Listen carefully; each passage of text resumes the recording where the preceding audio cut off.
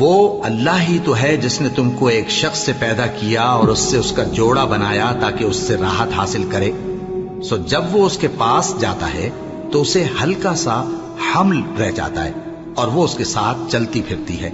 फिर जब वो बोझ महसूस करती है यानी बच्चा पेट में बड़ा होता है तो दोनों मियां बीवी अपने परवरदिगार अल्लाह से इल्तिजा करते हैं कि अगर तू हमें सही और सालिम बच्चा देगा तो हम तेरे शुक्रगुजार होंगे।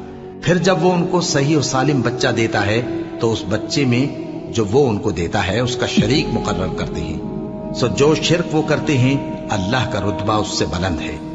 क्या वो ऐसों को शरीक बनाते हैं जो कुछ भी पैदा नहीं कर सकते और खुद पैदा किए जाते हैं और न उनकी मदद की ताकत रखते हैं और न अपनी ही मदद कर सकते हैं। और अगर तुम उनको सीधे रास्ते की तरफ बुलाओ तो तुम्हारा कहा न माने। तुम्हारे लिए बराबर है कि तुम उनको बुलाओ या चुपके हो रहो।